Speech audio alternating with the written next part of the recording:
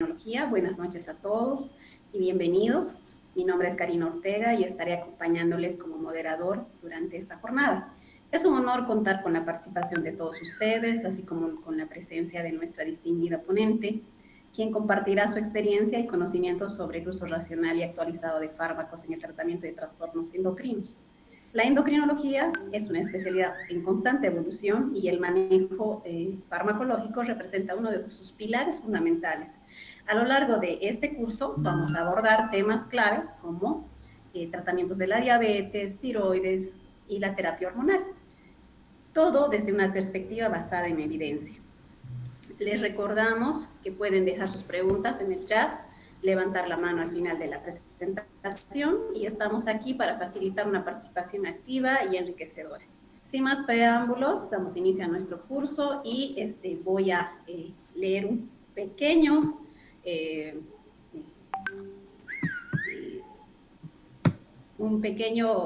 párrafo de nuestra ponente, ya que su currículum es bastante amplio.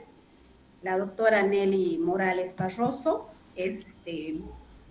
tiene una formación académica, es licenciada en bioquímica, es licenciada en química farmacéutica, es médico con formación y experiencia en farmacología clínica, formulaciones magistrales en farmacología oncológica. Tiene formación en posgrado como máster en educación superior, es máster en farmacia clínica, es máster en farmacoterapia y atención farmacéutica, tiene especialidad en formulaciones magistrales a nivel internacional, tiene un diplomado en farmacología y central de mezclas oncológicas, tiene experiencia como docente en la titular de farmacología en la Universidad San Francisco Javier de Chuquisaca, es coordinadora del Centro de Información del Medicamento de la Universidad de San Francisco de Javier de Chuquisaca, es docente de posgrado de farmacología de la Universidad Univalle, de la Universidad Siglo XX, de la Universidad Amazónica de Pando. Tiene una amplia experiencia como expositora en los cursos y talleres y seminarios organizados por los distintos colegios departamentales a nivel de Bolivia y las sociedades científicas. Además, tiene una experiencia profesional en gestión sanitaria empresarial, ya que es gerente de la red de farmacias Copacabana, es gerente general de laboratorios Copacabana, es directora general del Centro Médico Estético Copacabana, es coordinadora del proyecto de atención integral a pacientes con diabetes mellitus, es gerente general de la Academia Newton también. Como datos de interés, podríamos decir que la doctora cuenta con una amplia trayectoria en diseño, formulación y desarrollo de medicamentos personalizados, como lo que son las fórmulas magistrales. Tiene una experiencia en farmacología clínica, atención farmacéutica y monitorización terapéutica de fármacos. Además, tiene un interés activo en la educación de la farmacovigilancia y tecnovigilancia. Bienvenida, doctora. Muchas gracias por aceptar la invitación del Colegio de Bioquímica y Farmacia. Y adelante. Muchas gracias, Karina. Un saludo a todos los colegas a través de la pantalla. El día de hoy vamos a hablar de un tema quizás, yo diría, olvidado, pero muy frecuente, con mucha prevalencia desde un punto de vista epidemiológico, como son las patologías a nivel del sistema endocrino. Y el día de hoy vamos a hablar de lo que es hipotiroidismo. Sin más preámbulo, voy a ir compartiendo pantalla. ¿Ya? Quiero que sea una clase súper interactiva. El resultado definitivamente tiene que ser adquirir o actualizar, intercambiar los conocimientos, la experiencia que se tiene, siempre en el beneficio para el médico, para que pueda hacer una buena atención, para el farmacéutico, para que haga el seguimiento farmacoterapéutico adecuado, que en estas patologías es definitivamente muy importante. Para el bioquímico, definitivamente la interpretación de los laboratorios referente a patologías del sistema endocrino tiene que ser de alto nivel. Hemos visto muchos errores y a medida que vamos avanzando el tema se van a ir dando cuenta en cuanto a las interpretaciones y en cuanto a los resultados de laboratorio. Muy bien, entonces ahora sí voy a ir compartiendo pantalla. Vamos a hablar ahora de lo que es hipotiroidismo. Algo importante, nosotros tenemos los libros de farmacología, muchos, ¿no? Gutman y Gilman, Jesús Flores, Velázquez, Litter, ¿no? Entonces, pero definitivamente en el área de farmacología nos tenemos que ir actualizando. ¿Y de dónde nos actualizamos? De revistas científicos, artículos basados en evidencia científica. En farmacología nosotros requerimos información, si es posible, de ayer, así es la farmacología. Un libro, de repente la última edición de hace 3, 4, 5 años atrás, si bien me da un conocimiento teórico, pero lamentablemente no está actualizado. ¿Qué revistas científicas vamos a ir utilizando? Aquellas que son catalogadas como categoría A. No se olviden que a nivel mundial hay 3 tipos de revistas científicas, las que son catalogadas como A, B y C. Los de alto rigor científico son los de la, por ejemplo, ahí está Journal, JAMA, Elsevier, ¿no? Desde un punto de vista médico. Algo importante, como siempre los fármacos van apareciendo día a día o a veces se van retirando o a veces se hace una observación, se emite una alerta, ¿no? Entonces, esta información, por favor, es importante que vayan leyendo en qué fase clínica está, sobre todo los fármacos nuevos que vamos a ver. Por ejemplo, en el caso del hipotiroidismo, el único fármaco que tenemos es la levotiroxina. Si alguien me dice, hay un nuevo fármaco que ha salido al mercado, ¿no? Entonces, lo primero que voy a preguntar, ¿en qué fase está? Entonces, si me dicen, está en la fase 2, no me sirve. Es preprint, ¿no? Una información preprint. Pero si me dicen, no, ya tengo en la fase 3, o ya está en fase 4, ya está, en este caso, ya se está dispensando a nivel mundial, entonces ahí sí la información va. Entonces es muy importante que a la hora de buscar una información, sobre todo de fármacos nuevos, estos estén en fase 3 o en fase 4. Un dato sumamente importante es la mayor base de datos de ensayos clínicos es PubMed. Eso ya lo saben, ya lo sabemos todos. Algo importante, la información que emiten 2 instancias. Si bien a nivel de Bolivia tenemos nuestro AGEMET, a nivel de Perú está Digemit, ¿no? Entonces, a nivel de México, COFEPRIS, pero sin embargo, los que hacen farmacovigilancia, seguimiento, etcétera, son las FDA, ¿no? Que es para Estados Unidos, lógicamente, y EMA. Después de 8 años de seguimiento, ha observado alrededor de 90 medicamentos. Entonces, varios medicamentos que nosotros, inclusive acá en Bolivia, los seguimos recetando, los seguimos dispensando, los seguimos consumiendo. Sin embargo, ya han sido observados y se han emitido las alertas respectivas. Entonces, es urgente que en el área de farmacología vayamos actualizándonos de manera constante. Algo que me encanta manejar la información es UpToDate. Hay que suscribirse, nos da una información muy actualizada, con información basada en evidencia científica. Entonces, vamos a utilizar toda esa información. Miren, por ejemplo, acá la información de UpToDate, miren, revisión a junio del 2025, estamos hablando del anterior mes. El último artículo que se ha subido el 9 de junio del 2025. Entonces, realmente una información muy, muy actualizada. Para empezar, vamos a ver un poquito de lo que es el hipotiroidismo. Entonces, repasemos fisiopatología. En realidad, esto nos va a servir para todas las patologías a nivel del sistema endocrino. Solamente vamos a recordarles nada más. Entonces, cuando hablo a nivel del sistema endocrino, no solo que tenemos acá el hipotálamo, ¿no? Yo a mis alumnos les digo el papá, o les digo, ¿no?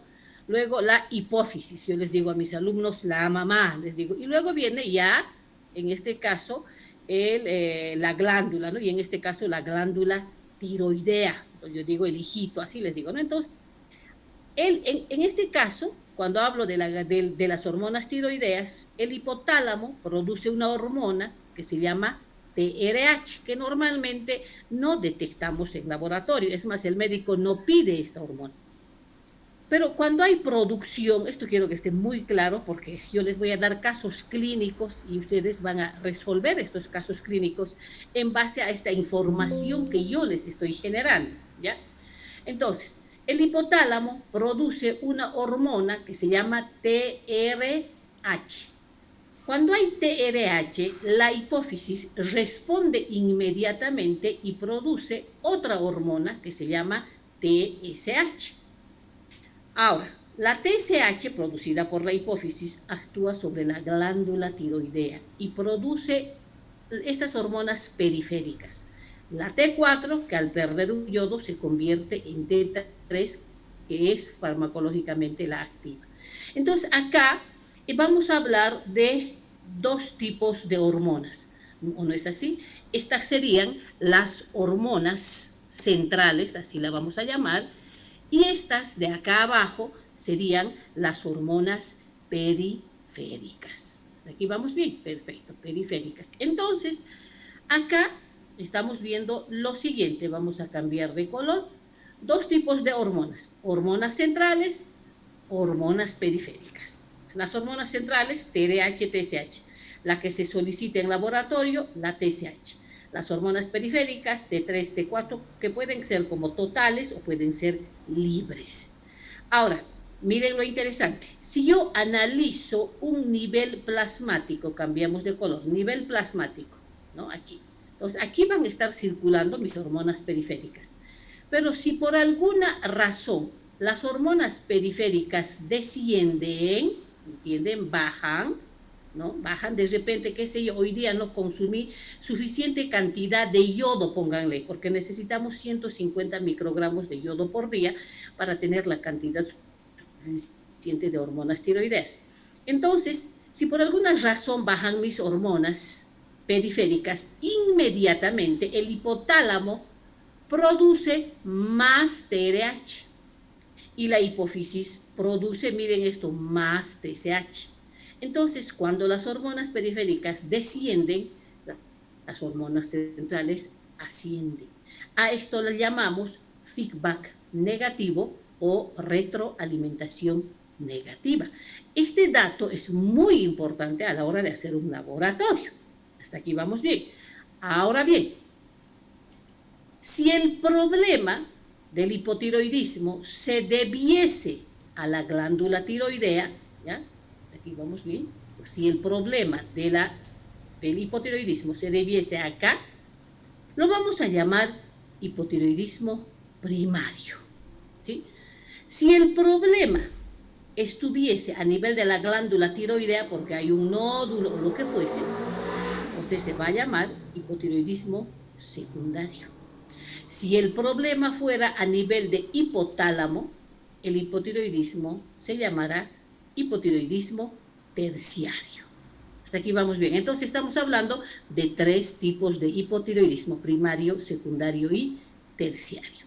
Van a ver enseguida cuán importante es hacer el buen diagnóstico. Ahora bien, acá de la misma forma, ¿no? Hipotiroidismo primario, ya sabemos, secundario, ya sabemos, terciario, ya sabemos. Algo importante, el laboratorio es de vital importancia, pero antes de esto, vamos a hablar de otra clasificación del hipotiroidismo. ¿Cuál sería la segunda clasificación? Una sería según, en este caso, dónde se está originando, ¿no? Si es en la glándula tiroidea, si es en la hipófisis, si es en el hipotálamo. En el tema de hipotiroidismo vamos a tomar en cuenta dos aspectos sumamente importantes: el diagnóstico clínico y el diagnóstico laboratorial. En la clínica sucede lo siguiente. ¿Cómo viene el paciente? El paciente puede venir, doctorita, sabe que tengo mi hija y toda la tarde duerme o está agotada, no rinde en clases, no sé, ¿no? Entonces, si ha dormido bien en la noche y tiene sueño constante, y a eso de repente tiene aumento de peso, que es otra de las causas muy comunes. Acá les decía, en el aumento de peso debemos tener mucho cuidado. ¿En qué sentido? Por ejemplo, a farmacia puede venir y decir, doctorita, quiero algo para bajar de peso, ¿no? Entonces, pregúntenle ustedes cómo es su alimentación. Yo recuerdo de una paciente, y siempre le pongo como ejemplo, esta paciente me decía, a ver, ¿qué desayuna? Un jugo de papaya. Perfecto. A media mañana, un vasito de té sin azúcar, con medio pancito, media empanadita. A mediodía, un solo plato, como normalmente un segundo, me dice, ensalada, arroz, no como papa, no como fideo, y un pedazo de carne, ¿ya? y a la hora del té, un tecito, pero nunca consumo azúcar, y me dice con 2 galletitas, y ya no sé, usted no come nada. Entonces, y tenía un índice de masa corporal de 32. Entonces, esto ya es algo llamativo.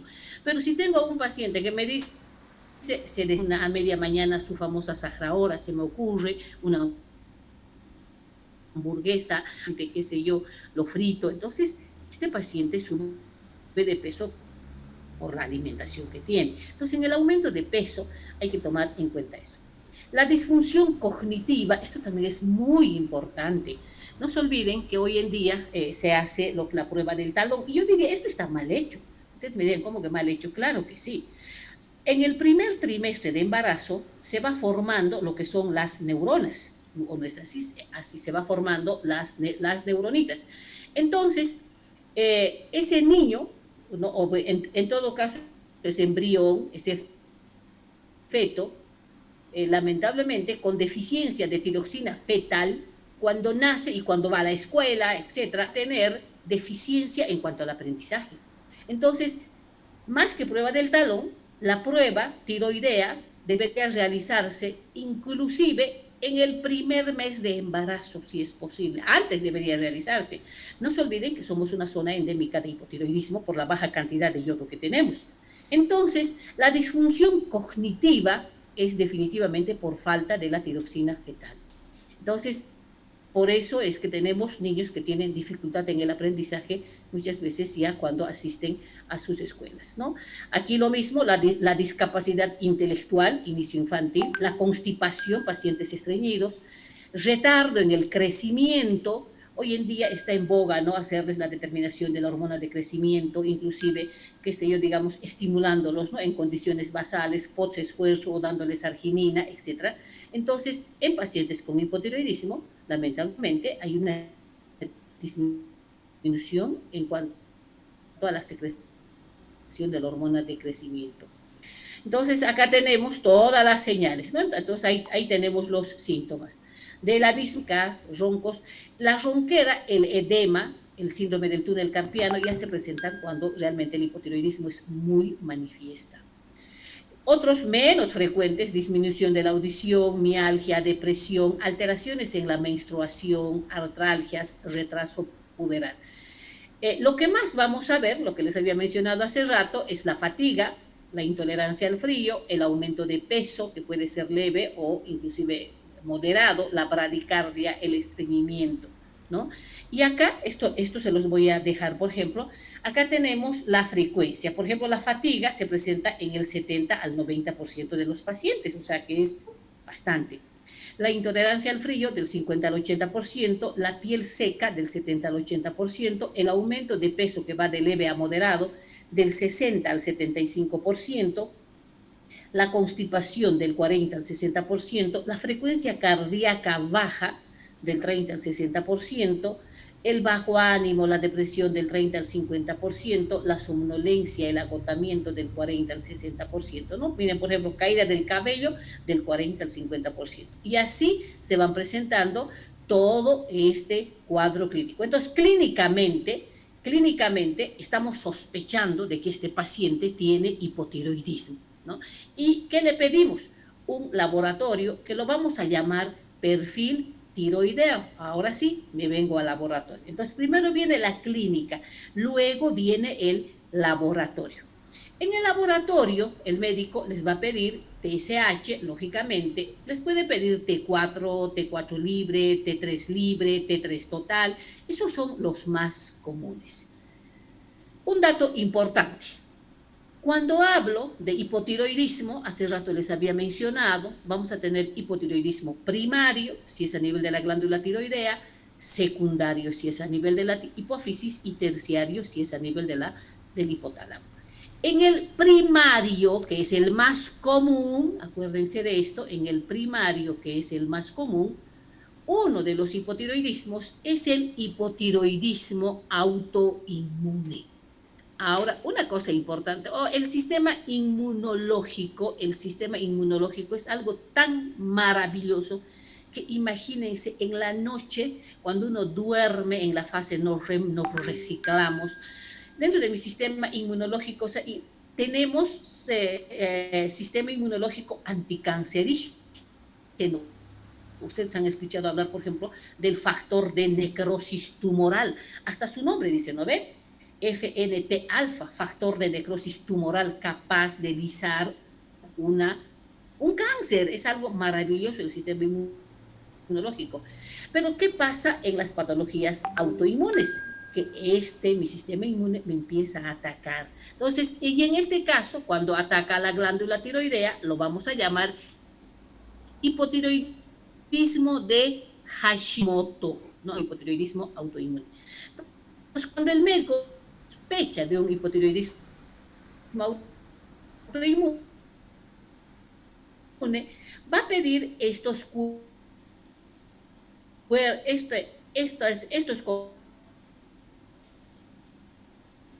componentes. Lo primero que va a pedir es el anti-TG. Entonces, ahí hemos viendo las dos. En el caso de cáncer, inclusive la tiroglobulina. Entonces, cuando tenemos nosotros de Hashimoto. Ahora sí. Entonces, estábamos acá. Entonces, en el perfil tiroideo, el médico les va a pedir todo esto, ¿no?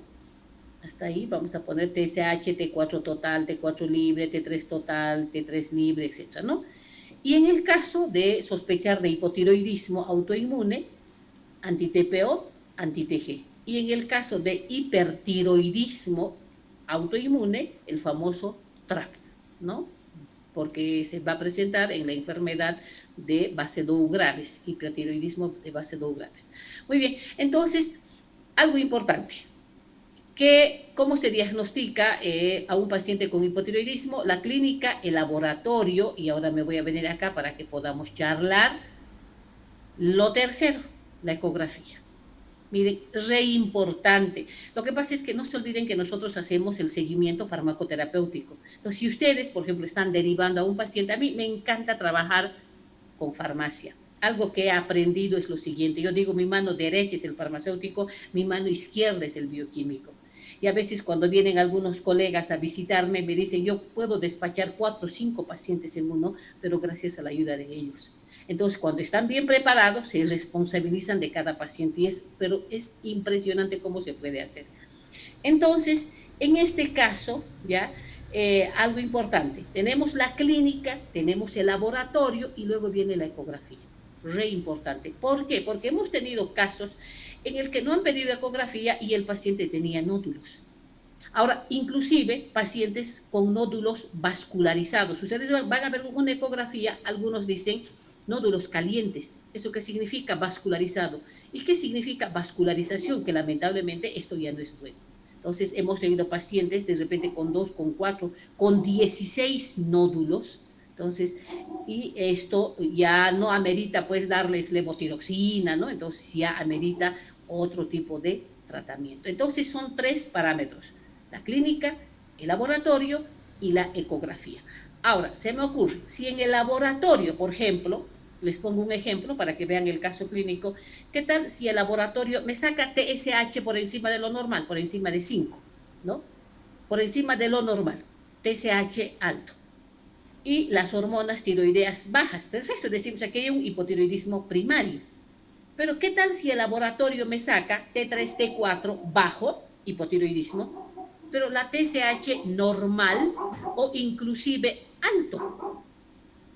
¿No? Entonces, o inclusive bajo, no alto, normal o bajo. Entonces, en este caso, digo, aquí pasa algo. Esto ya no es hipotiroidismo primario, o esto es secundario, tendría que ser.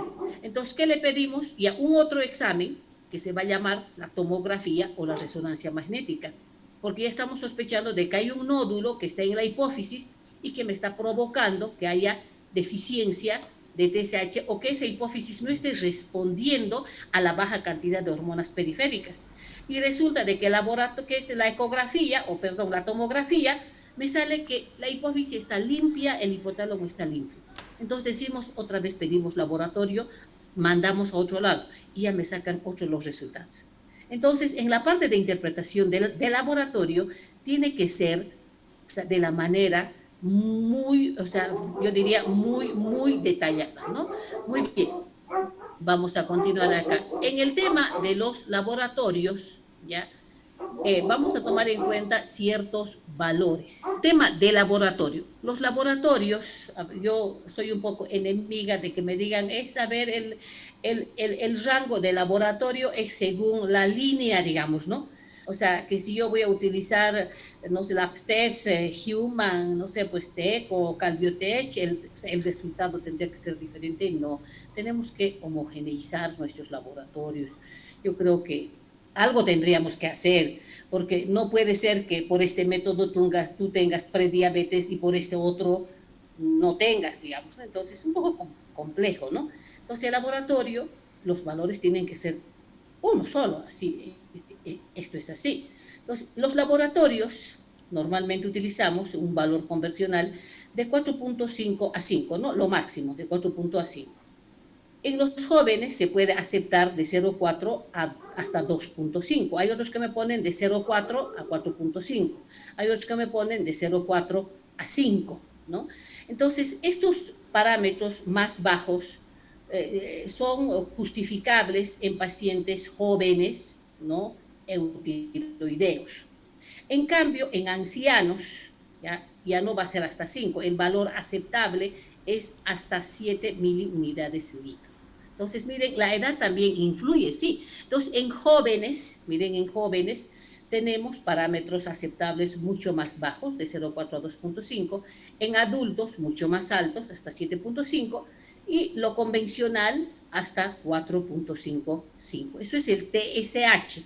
Es muy importante hacer el seguimiento con TSH. Acá se los he puesto algunos resultados para que vayan viendo. Hay variación, pero no es muy significativo. Acá, por ejemplo, con este método, son CLIAs de 0.35 a 5.29.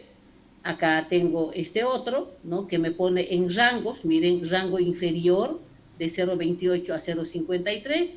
Rango superior de 5.6 a 6.82. Miren, se dan cuenta, hay variaciones.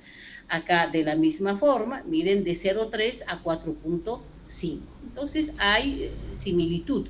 De todas maneras, para nosotros, ya lo que vamos lo que vamos a ver de 0.4 hasta 4.5 hasta 5. En jóvenes de 0.4 a 2.5 aceptable, y en adultos, en ancianos, hasta 7.5. No solamente tenemos lo que es el CLIA, tenemos también el ISA. Por ejemplo, acá tengo uno.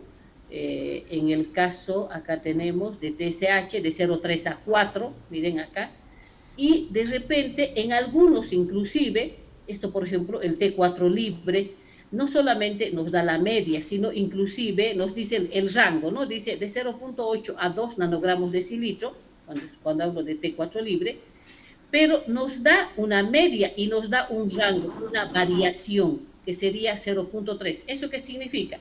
1.4 menos 0.3, ¿no? Va a ser 1.1. Esto, por favor, miren. Caramba, vamos a poner acá, ¿no? 1.1. Entonces, 1.4 menos 0.3, que sería la desviación estándar, 1.1. Pero el valor es 0.8, efectivamente. Pero por debajo de 1.1, acercando acá más, y acá ya tendría un hipotiroidismo subclínico. Entonces, este dato, por ejemplo, a mí me reinteresa para ver si es que hay un hipotiroidismo subclínico. Si bien está dentro de parámetros normales, pero está por debajo de la media, ¿no? Entonces, son datos que de repente sí tendríamos que ir actualizándolos. Muy bien, algo importante, por favor, la dosis de yodo. Miren esto, no se olviden que Bolivia es una zona endémica de hipotiroidismo por la baja cantidad de yodo que tenemos. ¿De dónde saco yodo? Del mar, de las algas. Entonces, ¿a cuántos kilómetros está Bolivia? Entonces somos pobres en yodo. Necesitamos alrededor, un adulto, ¿no?, de 150 microgramos de yodo. Imagínense, un huevito tiene de 24 a 29 microgramos. Entonces, ¿cuántos huevitos tendría que consumir para tener 150? Pónganle 100 ml de leche de vaca, tiene de 40 a 60, ¿no? La soya, imagínense, un alimento tan rico con 9 aminoácidos esenciales, apenas tiene de 2 a 10 microgramos. Pero miren, Las algas, esto quiero que vayan viendo, inclusive la sal yodada de 45 a 76 microgramos por gramo. Miren, pero las algas, la variedad de algas, esta alga, el alga kombu, yo he tenido la oportunidad de trabajar con ellos, 1 gramo, ni siquiera 100 como estos, un solo gramo tiene entre 1500 y 3000 microgramos de yodo. Ojo, hay que tener cuidado con estas algas. ¿Por qué? Porque el paciente dice, doctorita, quiero bajar de peso. Sí, aquí hay tabletas de algas, pero ¿qué tipo de algas le estás dando? ¿No? Hay, por ejemplo, la espirulina, el fucus, el macrocistis, la gigartina, ¿no? Entonces, tienes que ver cuánto de yodo le estás dando. ¿Por qué? Porque le puedes provocar un hipertiroidismo. Entonces, un hipertiroidismo provocado, en este caso, va a tener el paciente, ¿no? Entonces, las algas son ricas en yodo, sobre todo esta que se llama la alga kombu, ¿no? Entonces, ¿cuánto necesitamos de yodo por día? Un adulto, lo que les había mencionado, 100 en etapa de gestación necesita más. No se olviden que esa mamá que está embarazada tiene que producir su propia tiroxina, pero también tiene que darle yodo al embrión o al feto para que se forme la tiroxina fetal. Entonces necesita más dosis, 220 a 250 microgramos. Pacientes que están en la lactancia, lo mismo, de 250 a 290, niños de 1 a 8 años, 90, y niños de 9 a 13 años, 120. Esa es la cantidad de yodo que necesitamos. Ahora nuevamente me vengo para acá. Cuando yo tengo a un paciente, por ejemplo, con problema de la glándula tiroidea, y yo le digo, haga de cuenta, señora, que el director de orquesta son las glándulas tiroideas. El resto son los músicos. Allá está, qué sé yo, la prolactina, qué sé yo, digamos, no sé, pues vamos a poner estrógeno, la progesterona, o sea, el resto de las hormonas. Pero el director de orquesta son las hormonas tiroideas. ¿Eso qué significa? Que si las hormonas tiroideas andan mal, el resto anda mal, ¿no? El resto. Por eso es que hay alteraciones menstruales, alteraciones a nivel de otro sistema, a nivel de todo el sistema endocrino en realidad. Muy bien. Entonces, es importante ver en la parte de nutrición cuánto de yodo vamos a consumir. Ahí está el alga kombu, ¿no? Ahora, para recordar, vamos a ver los tipos de hipotiroidismo. Habíamos mencionado primario, ¿no? Primario a nivel de la glándula tiroidea y clínico además de eso. Entonces, acá que hay la TSH alta y las hormonas tiroideas bajas. Esto es el clínico. Acá que necesita tratamiento. ¿Hay clínica? Claro que sí.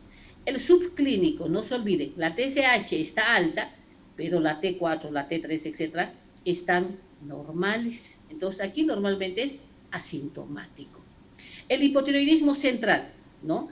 La T4 está baja, pues es hipotiroidismo, pero la TSH que hemos mencionado puede estar normal, habíamos mencionado, o inclusive puede estar baja. Entonces, aquí hay un hipotiroidismo central. ¿Y cuál es la causa? Un problema a nivel de hipotálamo o un problema a nivel de hipófisis. Y aquí hay que hacer otros estudios más. Esto ya habíamos mencionado cuáles son los síntomas. ¿Cuáles serían los objetivos de la terapia? Uno, mejorar los síntomas, lógicamente. Quiero que ya no se me caiga el cabello, quiero bajar de peso, no quiero estar agotada, no quiero estar estreñida, no quiero tener piel seca, etc., ¿no? Entonces, mejorar los síntomas. Normalizar la TSH. Miren la TSH que estaba en este caso alta, mi objetivo es normalizarlo. Ahora, puede ser que el paciente tenga bocio. Entonces, también otro de mi objetivo va a ser reducir el tamaño del bocio. Lógicamente, debemos evitar dar dosis excesiva de levotiroxina porque podemos provocar una tirotoxicosis iatrogénica, ¿no? De repente tenemos pacientes con hipotiroidismo, empiezan con 150 microgramos de levotiroxina, pasa una semana y ese paciente no solamente baja de peso, empieza a tener taquicardia, empieza a tener sudoración, empieza a tener insomnio complicado. Muy bien. ¿Cuál es la meta terapéutica de TSH? Hemos dicho de 0,5 a 4,5. Este es mi objetivo. bajar. En pacientes mayores habíamos mencionado hasta 7.5. También reducir el bocio, etcétera, etcétera. Vamos a ver un poquito ahora directamente de la absorción, algo importante, muy buena absorción del 70 al 80%. Un dato que quiero darles acá es lo siguiente. Nosotros tenemos información de los fármacos de la FDA. Miren, por ejemplo, esta es información de la FDA. Esto no está en el Vademecum. En el Vademecum apenas tenemos, creo, 3 líneas, ¿no?, de levotiroxina, ¿no? Y acá, más o menos, miren, tenemos, ¿cuántas páginas? Creo que tenemos 24 páginas de un solo fármaco, ¿ya? Y aquí sacan las alertas, ¿no? Acá sacan las alertas. No sacan en todos los fármacos, sacan en aquellos que realmente tienen importancia, y las alertas van saliendo de manera continua. Entonces, siempre lo ideal es tener un centro de información del medicamento. En la universidad lo pueden tener, de repente lo pueden tener en el centro de información de medicamentos, hasta en la misma, no sé, pues pongámoslo, hasta en el mismo colegio, en un hospital, ¿no? Entonces, y las alertas tendrían que estar continuas. Lamentablemente, a veces AGEMET saca una alerta después de 2 años, digamos, ¿no? Entonces, en cambio, la FDA, EMA, las alertas lo van sacando de manera continua. ¿Cuál es la alerta en este caso de la levotiroxina? Dice, las hormonas tiroideas, incluida la levotiroxina, dice, solas o con otros agentes terapéuticos, no debe utilizarse para el tratamiento de la obesidad. Entonces, hemos visto que algunos médicos están recetando levotiroxina para bajar de peso, ¿no? Dicen, no, dice, acá es una alerta. En pacientes eutiroideos, dice, o sea, con hormonas tiroideas normales, dice, ¿no? No, o sea, es ineficaz para bajar de peso. En cambio, si vamos a dar dosis mayores, lamentablemente puede ser mortal, ¿no? Sobre todo si asociamos a aminas simpático-miméticas. No se olviden que estamos provocando una tirotoxicosis. Entonces, a eso, ¿no?, se asocia las catecolaminas, como la dopamina, ¿no?, la adrenalina, la noradrenalina, ¿no? Y esto puede ser mortal. Entonces, más aún si se asocia a otros fármacos anorexígenos. Hoy en día se está utilizando ciertas anfetaminas para bajar de peso. Entonces, es una bomba utilizar o combinar levotiroxina con una anfetamina, ¿no? Entonces, y acá mismo, miren, acá mismo vamos a ver, poco a poco van indicando la dosis, van indicando las reacciones adversas. Muy bien.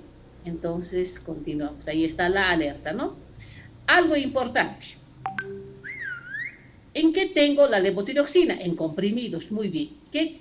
Dice, lo ideal es utilizar en cápsula blanda. Entonces, es hora de que las empresas farmacéuticas, ¿no?, traigan en cápsula blanda. Van a ver que tienen muchas ventajas la cápsula blanda. Muchísimas ventajas. Por ejemplo, ¿qué tal si tienen a un paciente que está tomando, no sé, pues omeprazol, pónganle, toma omeprazol en ayunas en la mañana y luego toma levotiroxina? El omeprazol tiene un efecto de 24 horas. Cambia el pH, lamentablemente, va a haber una baja biodisponibilidad de la levotiroxina. En cambio, en cápsula blanda no pasa eso. En un paciente, por ejemplo, que tiene gastritis, en un paciente que ha sido sometido a una cirugía bariátrica, los comprimidos tienen baja biodisponibilidad. En cambio, en cápsula blanda no. Entonces, aquellas cápsulas blandas de levotiroxina son mucho más estables frente a un cambio de pH, ¿no? Entonces, ¿y eso de dónde lo decimos? Ahí están los ensayos clínicos. Entonces, acá, por ejemplo, lo que les decía hace rato, en PubMed, acá tenemos, esto se ha hecho en la Universidad de Montreal, Quebec, Canadá, que dice farmacocinética y ventajas potenciales de una nueva solución oral, es hablando de la cápsula blanda, frente a otras farmacéuticas, a otras formas farmacéuticas disponibles. Tengo alrededor de 20 artículos, todos de PubMed, ¿no? Acá dice, por ejemplo, mala absorción de levotiroxina, acá dice, inducida por un IBP, por un inhibidor de bomba de protones. Un problema que se solucionó, dice, al tomar una cápsula de gel blando, o sea, una cápsula de gelatina, ¿no? Esto se ha hecho en el Departamento de Medicina Clínica y Experimental, Universidad de Messina, en Italia. Entonces, y ahí está todo el ensayo clínico, en cuántos pacientes se ha hecho, etcétera, etcétera. Y acá lo mismo, ¿no? Dice acá, por ejemplo, acá tenemos el cambio de levotiroxina de la formulación en comprimidos a la solución oral corrige la absorción deficiente de levotiroxina inducida por IBPs, ¿no? Entonces acá, ¿no? Estos datos demuestran, dice, la absorción continua de la cápsula blanda a pesar del aumento del pH gástrico. Dice, entonces una maravilla. Entonces acá tenemos que las cápsulas blandas tienen mejor biodisponibilidad, son mucho más estables. Y acá tenemos otros ensayos y acá tenemos otros, o sea, realmente tenemos varios. Esto, por ejemplo, es en pacientes que han sido sometidos a cirugía bariátrica. Muy bien. Entonces, en este momento, ¿qué decimos a las empresas farmacéuticas? Sacar de levotiroxina en cápsula blanda tiene una mejor biodisponibilidad que la que viene en comprimidos. Dosis y seguimiento. Ahora vamos a hablar de la dosis. ¿Cómo dosifico levotiroxina? Normalmente, colegas, me voy a venir para acá. Acá, ¿saben qué? A mí, yo digo, mi farmacéutica, hace rato les decía, es mi mano derecha, yo no haría nada sin ellas, es mi equipo, me encanta mimarlos a mi equipo, y algo que deberíamos hacer, ¿no? En la mañana normalmente, por ejemplo, hoy día de trabajo, nos reunimos y les digo, bueno, vámonos, un buen desayuno, y saco mi agenda, decimos, hoy día vamos a hacer esto. Sin ellas no avanzaría un solo centímetro. Entonces la farmacéutica cumple un papel re importante, sobre todo en el seguimiento farmacoterapéutico. Ella es la que nos alerta, la que nos dice, inclusive nos hace dar cuenta de los errores que estamos cometiendo. Entonces, por ejemplo, de repente digo, un día me llega una receta, por ejemplo, de una pediatra con un error en cuanto a la dosificación. No es que la doctora haya querido equivocarse, sino que a veces somos seres humanos, podemos cometer errores, de repente dar corticoides en hipertensos, en pacientes que están con glucosas súper elevadas. Entonces ahí la farmacéutica dice, doctora, que hay un problema, esto no puede ser, ¿no? Entonces, cuando hablamos de dosis, normalmente en pediatría dosificamos por kilo peso. A ver, decimos, a ver, ¿cuánto de ibuprofeno le voy a dar? De 30 a 50 miligramos por kilo peso. ¿Cuánto pesa? Le dosifican. Dipirona, ¿cuántas gotas le voy a dar por kilo peso? ¿Cuánto? De 30 a 50 gotas por kilo peso. En hormonas, no solamente en pediatría, también en adultos se dosifica por kilo peso. ¿Sí? Por kilo peso, no solamente en pediatría. Entonces, ¿cómo dosificamos? Acá vamos.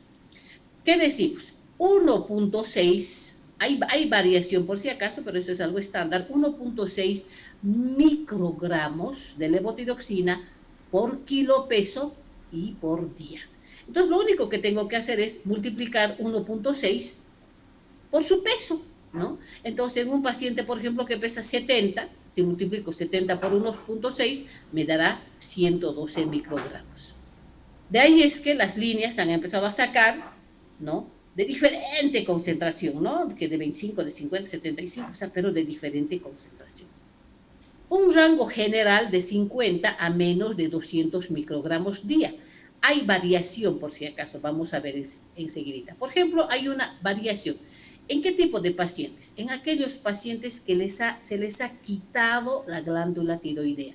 ¿Y a quiénes se les quita? Aquellos pacientes que tienen nódulos o que tienen un problema hasta de CA, ¿no? Entonces se les hace la cirugía. Posttiroidectomía. Entonces es un paciente que de por vida tiene que consumir levotiroxina. En este caso vamos a utilizar el índice de masa corporal.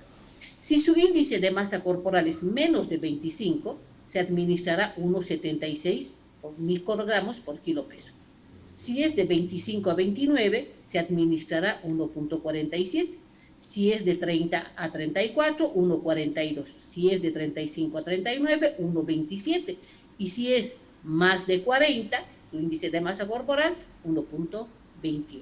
Esa es la dosificación correcta de levotiroxina, ¿no? Ahora, también según la edad, vamos a ir viendo, ¿no? Por ejemplo, en jóvenes que no tienen patologías de base, 1.6 microgramos por kilo peso. En pacientes mayores de 60 años, bajamos la dosis, 25 a 50 microgramos día, son dosis bajas que vamos a manejar. En pacientes que tienen una patología cardíaca, ¿no? Una cardiopatía coronaria, 25 a 50 microgramos día, ¿no? O sea, vamos a bajar a las 2/3 o 3/4 partes de la dosis. Entonces es urgente descartar una patología a nivel cardíaco. Acá tenemos un algoritmo que está en inglés, les voy a dar enseguida lo que está en castellano, que debemos hacer acá. Este es mi algoritmo, ¿no? Dice, primero, evaluación inicial. ¿Tienes hipotiroidismo? Sí. ¿Quién te dice? La clínica, el laboratorio, la ecografía, tienes hipotiroidismo. Perfecto. ¿Qué vamos a dar? Y además de eso, hipotiroidismo, qué sé yo, clínico. Primero vamos a preguntar, ¿tienes alguna patología coronaria aterosclerótica? Y tienes una edad más de 60 años. Si me dices sí, paciente de más de 60 años, con patología de base, ¿no? Sí. Vamos a ver qué tiempo de hipotiroidismo tienes.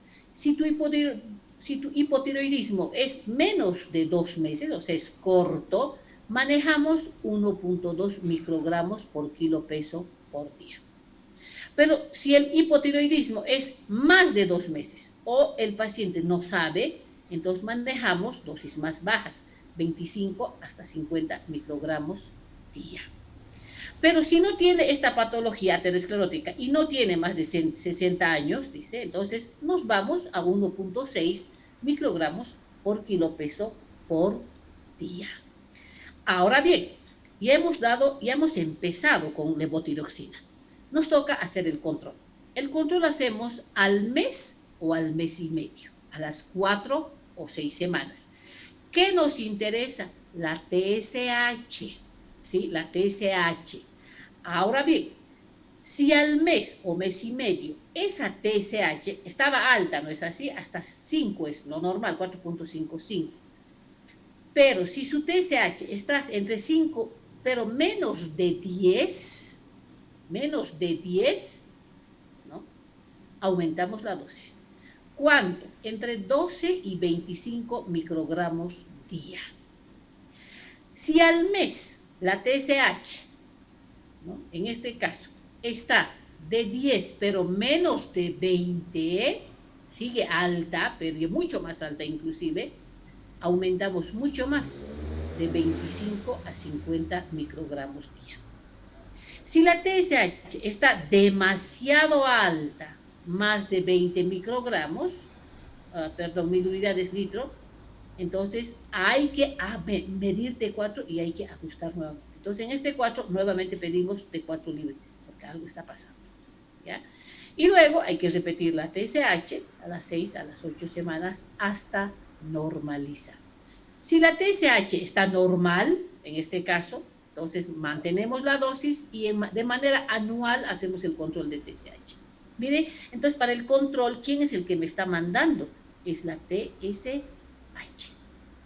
Ahora, ¿cuándo se solicita medir TSH? Uno, cuando ese paciente tiene síntomas que no los tenía, ¿no? De repente dice, no sé, ¿sabe qué, doctorita? Estoy aumentando de peso. Doctorita, estoy estreñida. Doctor, estoy con taquicardia. Doctor, estoy transpirando mucho. Doctor, no duermo. Doctor, mi glucosa se ha elevado, etcétera, ¿no? Síntomas de hipertiroidismo. En pacientes que han entrado en etapa de gestación, en aquellos pacientes donde han iniciado la terapia con estrógenos, o pacientes que estaban con estrógenos y se les está suspendiendo, hay que medir la TSH, en pacientes que toman medicamentos que afectan la TSH, enseguida los vamos a ver, son varios, pero uno de ellos es la amiodarona, en aquellos pacientes que sufren cambios o que suben de peso o bajan de peso mayor al 10% de su peso, ¿no? Ahora bien, si la TSH está por debajo del límite inferior, o sea, se ha bajado demasiado, no se corta de golpe. No vamos a decir, hoy día ya no tomes, no. Vamos a reducir día a día de 12 a 25 microgramos día. Y luego hay que repetir ya al mes y medio o a los 2 meses hasta ajustar. Momento de la dosis, ¿a qué hora? Ya eso todo el mundo lo sabe. Dice, no sabes qué vas a tomar en ayunas, perfecto, pero en ayunas y luego ¿a qué horas tomas tu desayuno, digamos, no? 30 a 60 minutos antes del desayuno. O sea, se va a tomar 6 de la mañana y ya puede desayunar a las 6:30 o 7, ¿no? Puede tomar en la noche, sí puede tomar, pero tiene que estar alejado de las comidas. Algunos indican, puedes tomar antes de acostarte, pero 2 horas después de la última comida. Algunos dicen 1 hora, ¿no? Entonces, es importante eso. Yo prefiero 2 horas. ¿Qué pasa con los pacientes que de repente toman, pónganle algún digestivo con antiácido, ¿no? Los carbonatos de calcio, el sulfato ferroso, las resinas, el aluminio, el magnesio? Lamentablemente va a alterar la absorción. Esto ya habíamos mencionado, que las cápsulas blandas son mucho más estables. Inclusive, imagínense, si tenemos a ese paciente que toma levotiroxina en comprimidos y luego toma café, lamentablemente la absorción va a disminuirse. Pero en cambio, un paciente que toma levotiroxina en cápsula blanda y toma café, no le va a pasar nada. Entonces, eso yo creo que ya está de más muy repetido, de que tiene mayor biodisponibilidad la cápsula blanda. ¿Cuándo debemos aumentar la levotiroxina? En este caso, en pacientes que están en etapa de gestación, en aquellos pacientes que están con terapia con estrógenos, en aquellos pacientes que toman rifampicina. Estos que estamos hablando acá son inductores enzimáticos, aceleran el catabolismo de la levotiroxina. Pacientes con TB, por ejemplo, rifampicina u otra patología, pacientes que toman carbamazepina, pacientes que toman fenitoína, fenobarbital ya no se utiliza mucho, pacientes que están recibiendo un fármaco antineoplásico en caso de leucemia u otra patología como el imatinib, ¿no? Cuando hay mala absorción de hormonas tiroideas y tenemos que aumentar en pacientes, por ejemplo, que tienen intolerancia al gluten, en celíacos, en pacientes que tienen alteración en la secreción ácida, aquellos pacientes que toman sulfato ferroso, pacientes que toman colestipol, sucralfato, aluminio, calcio, ciertos antidepresivos como la sertralina, el raloxifeno, un antagonista que es estrogénico, los IBPs, no solamente el omeprazol, pacientes que tienen síndrome nefrótico, en aquellos pacientes que tienen tiroiditis autoinmune o aquellos que han sido sometidos a una irradiación tiroidea previa. Muy bien, ¿qué más acá? Vamos a ir viendo, a ver acá, esto hemos mencionado. Elevación persistente de TSH. ¿Qué pasa si no baja el TSH? Ya hemos empezado con levotiroxina y no baja el TSH. Entonces, ¿de qué sospechamos? Que este paciente no está cumpliendo en cuanto al tratamiento. Es incumplimiento terapéutico. No está tomando de la forma correcta, ¿no? Entonces, o mala absorción de T4. Por ejemplo, puede ser un paciente con gastritis autoinmune, una enfermedad celíaca que de repente el paciente no lo sabía, o ciertos medicamentos que está consumiendo, ¿no? Entonces, la T4 libre suele estar baja o en el límite inferior del rango. Muy bien. Entonces, eso de manera general respecto a hipotiroidismo. Muy Doctora, buenas noches. ¿Cómo está? Adelante. Doctora, una consulta. ¿Y qué sucede en el caso de un paciente que está tomando, o sea, que tiene tratamiento con levotiroxina, suspende el tratamiento por X o Z motivo, 1 o 2 semanas, y después luego reinicia el tratamiento? ¿Hay alguna alteración? Miren, y buena la pregunta. A ver, vamos a explicarles con este dibujito, ¿ya? Acá me voy a venir para acá. Me voy al dibujito, acuérdense. Vamos a dibujar acá para no irnos a la primera página. Aquí está el hipotálamo. Aquí está la hipófisis. Y aquí está la glándula tiroidea. ¿No es así? Perfecto. Entonces, ¿eso qué significa? Miren, vayan viendo esto. Ese paciente ha estado tomando levotiroxina, me dice eso. Perfecto. Entonces, los niveles plasmáticos, lógicamente, han aumentado. Hasta aquí vamos bien. Entonces, al aumentar la levotiroxina, lo que nosotros hacemos es bajar las hormonas periféricas o centrales. Entonces, estaríamos bajando la TSH. Hasta aquí vamos bien. Perfecto. Ahora, Me dice la doctora, ¿qué pasa si no le damos levotiroxina?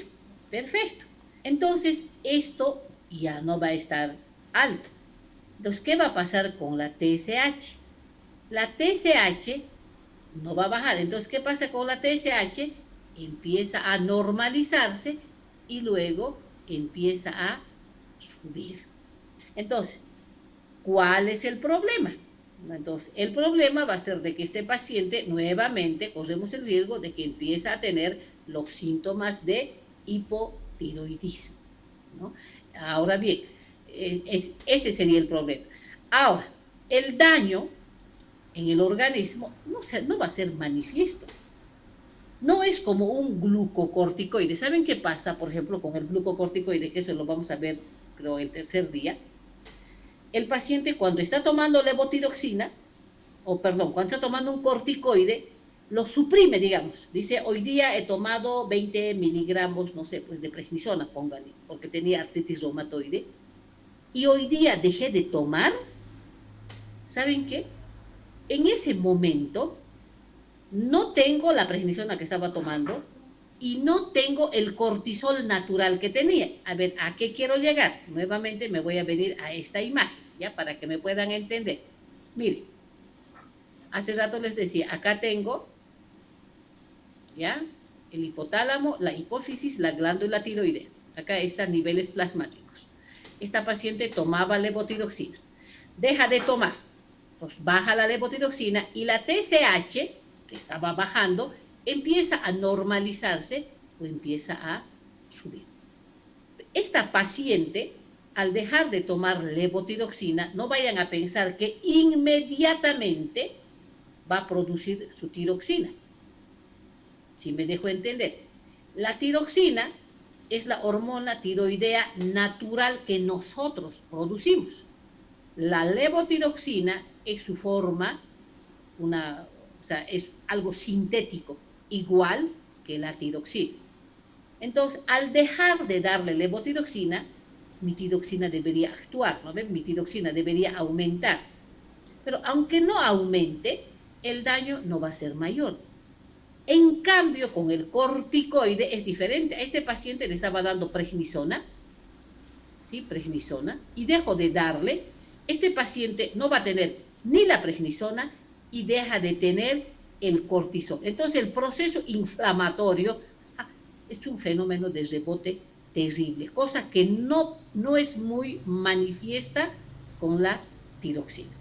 O sea, ¿hay una deficiencia de tiroxina natural al cortar el levotiroxina? Sí. Pero el cuadro no es que digamos, a ver, hoy día dejé de tomar levotiroxina y de repente me he subido de peso o me he estreñido, empieza a caerse el cabello. O sea, el problema no es muy serio. Lo ideal sería que no lo corte, pero el problema no es muy serio, a no ser que tenga un problema cardíaco de base y se baje la frecuencia cardíaca, se me ocurre. Si usted me dice, por ejemplo, doctorita, tengo a un paciente chagásico, ¿no? De repente, tengo a un paciente chagásico que ya con afectación a nivel cardíaco, que ya tiene bradicardia, ha estado tomando levotiroxina, ¿no? Es otra cosa. Entonces, deja de tomar hoy día. Imagínense, la frecuencia cardíaca se va a bajar. Eso es peligroso. Pero si no hay patología de base a nivel cardíaco, entonces el problema no va a ser muy serio. Pero nuevamente aconsejamos a que retome el tratamiento. ¿Hasta aquí vamos bien, Karin? Tenemos una pregunta. Sí, doctora, tenemos una pregunta en el chat. Dice la AUSA. Gracias, doctora. Las dosis de tratamiento son acumulativas. Dice, ¿cuánto es la vida media de TSH, de T3 y T4? La vida media de la levotiroxina. ¿Doctora? Sí. ¿Cómo tomamos levotiroxina? Todos los días. Lo que tenemos que tomar en cuenta es el nivel plasmático óptimo. Eso es lo que tenemos que tomar en cuenta. Entonces, el nivel plasmático óptimo se maneja dentro de las 24 horas. Al cabo de las 24 horas, los niveles plasmáticos van descendiendo. Entonces, por eso es que se recomienda tomar todos los días levotiroxina. Eso es, si estamos hablando de la levotiroxina, ¿no? Ahora, ese es el tiempo, o sea, su tiempo de vida media va a ser más, pero el nivel plasmático óptimo que se va a manejar es de 24 horas. Por eso es que recomendamos todos los días la paciente o el paciente tiene que tomar su levotiroxina. ¿Ya? Un dato que quería darles, por favor, es acá. Y de repente, acá voy a tener muchas preguntas. Miren esto. Gestión de donantes de órganos fallecidos. Ahora dice, ¿qué? ¿Usted sabe cómo que la levotiroxina se está utilizando en esto, digamos? ¿Y qué es esto, no ve? ¿Qué es la gestión de donantes de órganos fallecidos? Si bien es uso no indicado en la etiqueta, pero sí se está utilizando levotiroxina. La pregunta, ¿y por qué? Hoy en día, se han dado cuenta, tenemos muchos pacientes con ACV, con accidentes cerebrovasculares, pacientes, ¿me entienden?, que tienen muerte encefálica, ¿no? Entonces, como está muerto, vamos a llamarlo así, la hipófisis, el hipotálamo, no hay TSH. Entonces, como no hay TSH, no hay producción de T3 y de T4. Y lo peligroso que sería,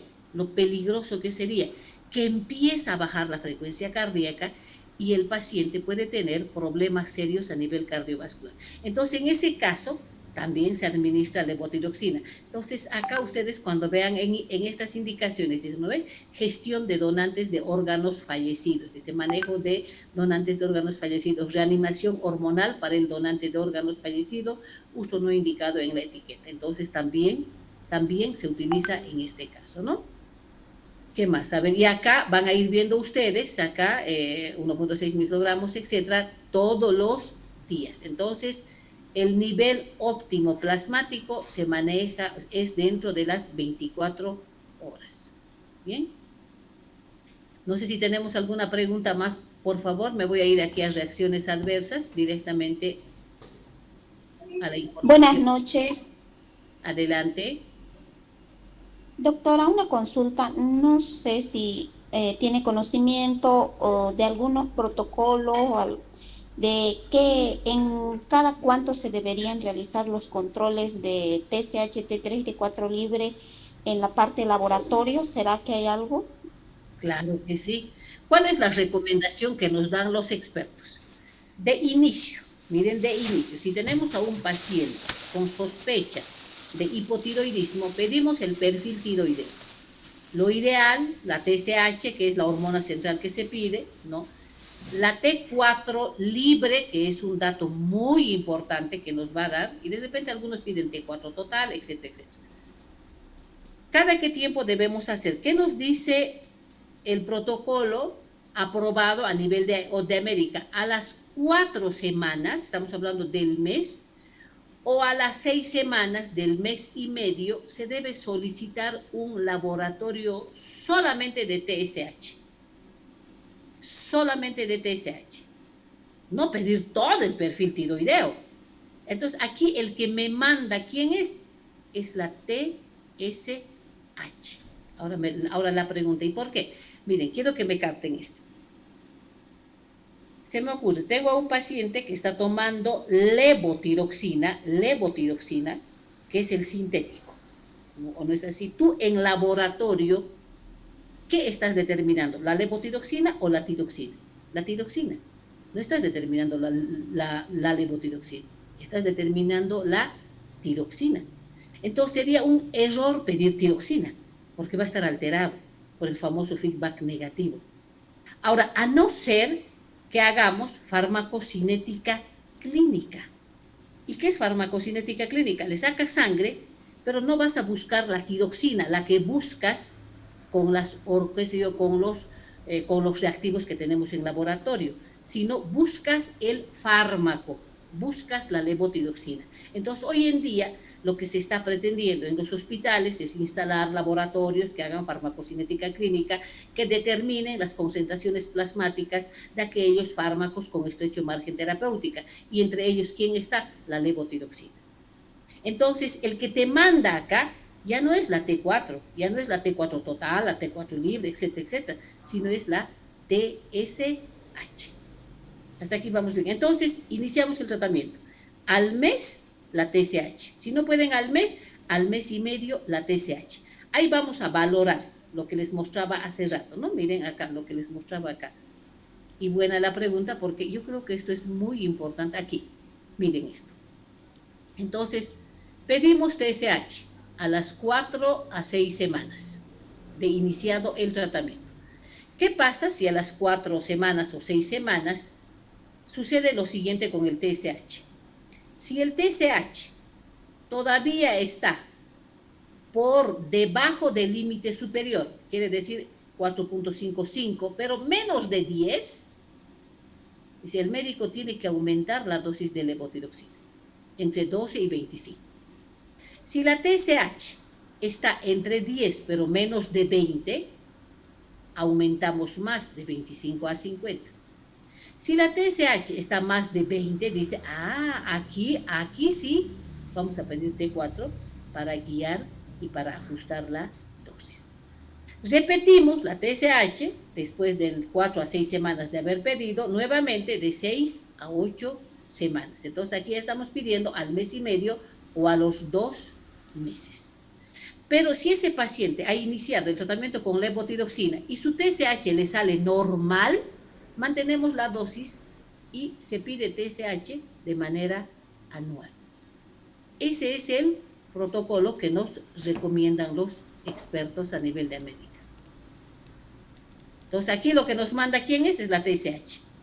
Vamos bien hasta ahí, porque si voy a pedir T4, ¿qué te está midiendo la T4? Si tú buscas, por ejemplo, un laboratorio, a ver, me voy a ir a cualquier inserto, no te está midiendo la levotiroxina, te está midiendo la tiroxina que natural que producimos en la glándula tiroidea.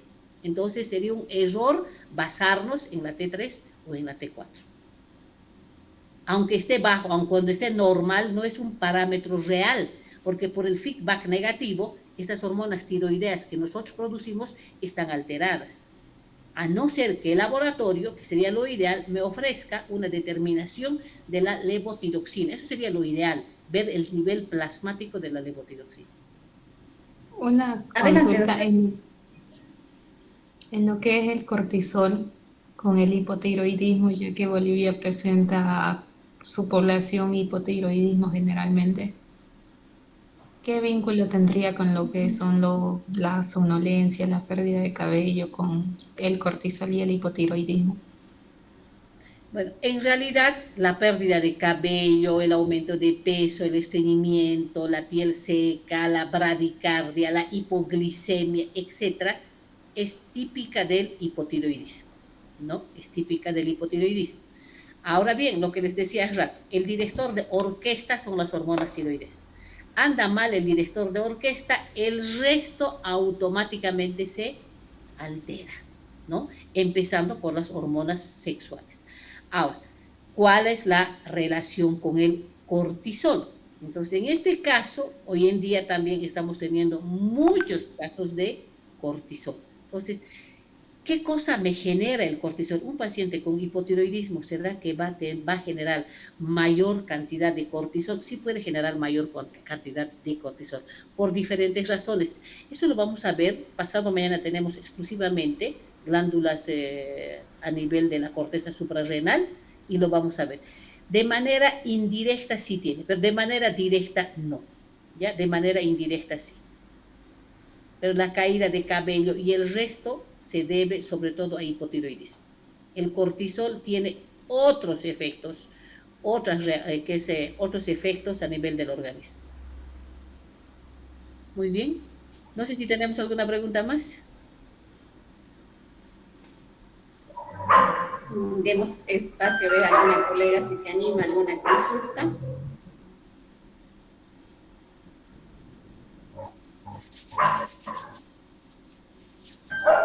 Doctora, yo tengo una consulta. En el caso de que usted hablaba de los pacientes con ronquera, que tienen algún problema de tiroides, ¿cómo podemos dar cuenta, digamos, ¿no? O sea, con el paciente?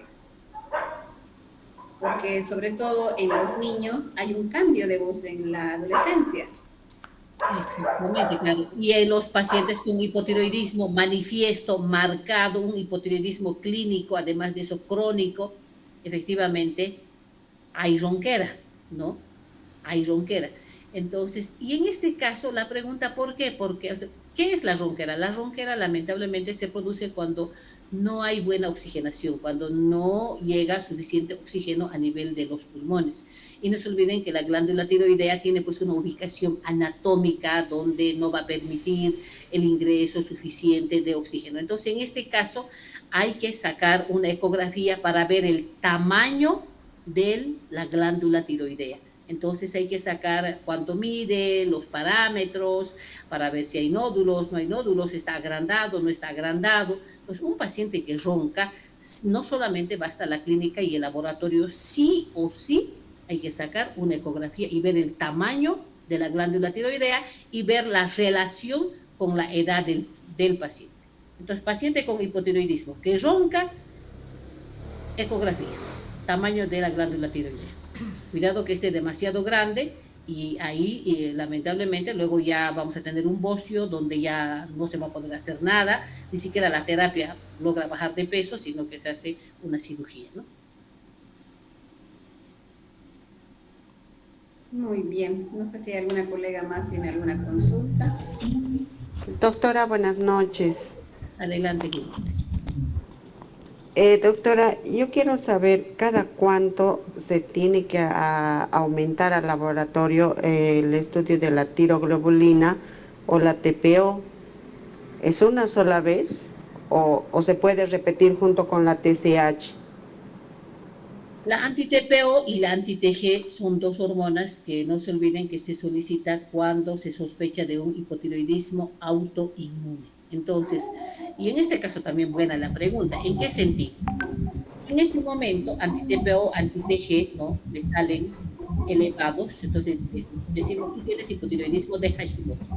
Entonces, acá ya no solamente a las 4 o 6 semanas vamos a pedir, ¿no? TSH, sí o sí tenemos que pedir anti-TPO ya.